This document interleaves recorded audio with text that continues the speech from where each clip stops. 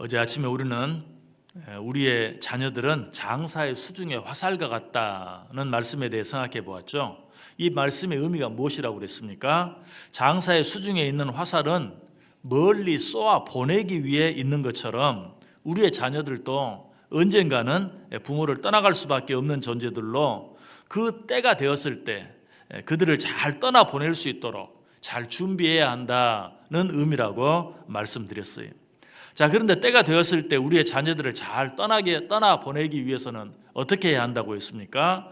우리가 그들과 영원히 함께 할 수 없다는, 제 아무리 자녀를 사랑하는 부모라 할지라도 그들과 영원히 함께 할 수 없다는 사실을 인정하고, 그들과 영원히 함께 할 뿐만 아니라 그들을 영원히 보호해 주고 그들을 영원히 인도해 줄 영원한 친구를 만들어 주어야 한다. 자, 그런데 그 친구가 누구라고 그랬어요? 그 친구는 지식도 아니고 물질도 아니고 건강도 아니다라고 했어요. 그 친구는 영원히 변하지 않는 하나님 한 분뿐이시다라고 말씀드렸어요. 자, 그런데 어떻게 하면 이 하나님을 우리 자녀들의 영원한 친구로 만들어 줄 수 있을까요?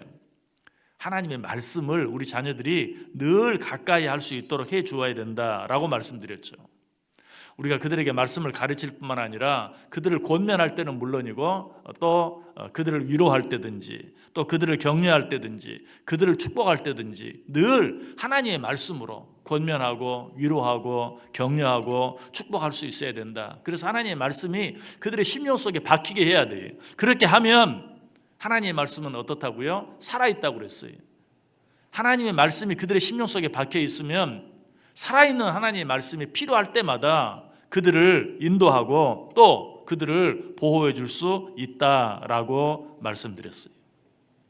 자, 그런데 하나님이 우리 자녀들의 진정한 친구가 되게 하기 위해서 우리가 해야 할 일이 또 한 가지 있어요. 그것이 무엇일까요? 그 답은 오늘 본문 5절 말씀을 깊이 묵상해 보면 그 속에서 답을 찾을 수 있습니다. 5절 제가 다시 한번 읽어볼게요. 이것이 그의 화살통에 가득한 자는 복되도다. 그들이 성문에서 그들의 원수와 담판할 때에 수치를 당하지 아니하리로다. 우리가 장사의 화살과 같은 우리의 자녀들을 잘 양육하면 그 자녀들이 우리의 원수들을 향해 날아가 그들을 쏘아 쓰러뜨려요. 그래서 우리가 어떤 원수들 앞에서도 수치를 당하지 않게 된다는 말이에요. 자, 그런데 만약 우리가 우리의 자녀들을 말씀으로 잘 양육하지 못하면 어떻게 될까요? 화살과 같은 우리의 자녀들이 원수를 향해 날아가는 것이 아니라 부모를 향해 날아오게 되어 있어요. 그래서 부모들이 원수들 앞에서 부끄러움을 당하게 된다. 이 사실이 잠언 29장에도 잘 나타나 있는데요. 우리 같이 한번 읽어볼까요? 잠언 29장 15절 말씀 같이 읽겠습니다. 채찍과 꾸지람이 지혜를 주거늘 임으로 행하게 버려둔 자식은 어미를 욕되게 하느니라.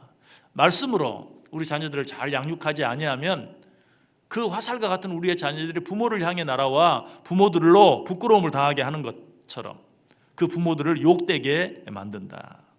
이럴 때 부모들의 입에서 자기도 알지 못하는 사이에 흘러나오는 신음과 같은 외침이 있죠. 어떤 외침입니까? 자식이 왼수야, 무자식이 상팔자야 라는 말이 단말마처럼 나오게 되어 있어요. 자, 이런 신음과 같은 애침이 누가복음에도 잘 나타나 있죠. 누가복음 23장 29절에 보면 보라, 날이 이르면 사람이 말하기를 잉태하지 못하는 이와 해산하지 못한 배와 먹이지 못한 젖이 복이 있도다 하리라. 무슨 말인 것 같아요? 방금 위에서 자녀들로 인하여 부끄러움을 당한 부모들의 입에서 단말마와 같이 자기도 모르는 사이에 흘러나오는 자식이 왼수야, 무자식이 상팔자야 라는 바로 그 말이, 잉태하지 못한 이가 복이 있다, 먹이지 못한 젖이 복이 있다, 해산하지 못한 배가 복이 있다, 이런 말은 다 무자식이 상팔자다 하는 그런 말이에요.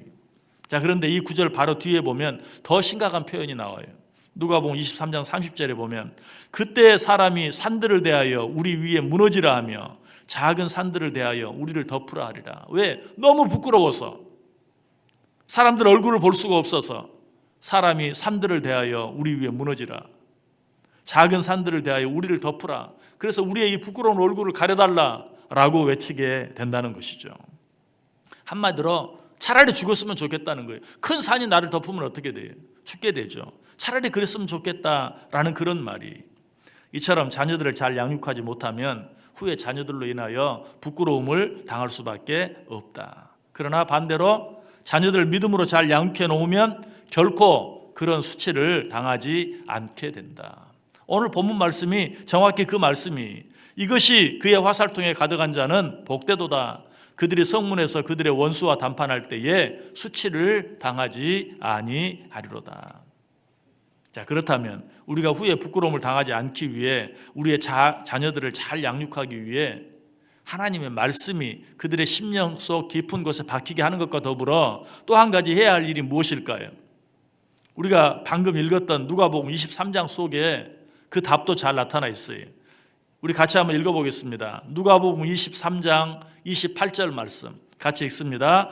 예수께서 돌이켜 그들을 향하여 이르시되 예루살렘의 딸들아 나를 위하여 울지 말고 너희와 너희 자녀를 위하여 울라. 아멘.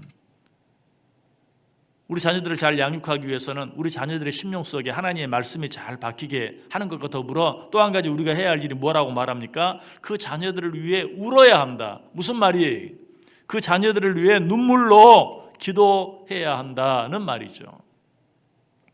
훈련장에서 흘린 땀 한 방울이 전쟁터에서 피 한 방울을 대신한다는 말이 있듯이 자녀들을 위해 기도하면서 흘린 눈물은 우리와 우리의 자녀들이 세상을 살면서 흘려야 될 피눈물을 대신해 주는 것이, 아니 자녀들을 위해 눈물로 기도하는 자는 반드시 기쁨의 단을 가지고 돌아오게 된다. 이것이 우리가 얼마 전에 생각해 보았던 시편 126편에 있는 말씀의 핵심이죠.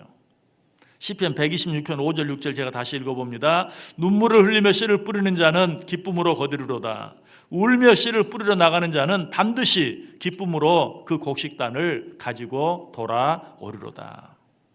이 말씀은 정확히 오늘 본문 5절 말씀과 똑같은 말씀이, 이것이 그의 화살통에 가득한 자는 복되도다. 그들이 성문에서 그들의 원수와 담판할 때에 수치를 당하지 아니하리로다. 여기서 이것이 그의 화살통에 가득한 자라고 말하고 있는데, 여기서 이것이 무엇입니까? 어제 아침에 말씀드렸어요. 매끈하게 잘 다듬어진 화살이 전통에 가득한 자는 복되도다. 무엇으로 매끈하게 잘 다듬어진 화살입니까? 좌우의 날섬검과 같은 하나님의 말씀으로 잘 다듬어진 화살, 또 눈물의 기도로 잘 다듬어진 화살, 그런 화살을 가진 자는 복되다라고 말하고 있어요.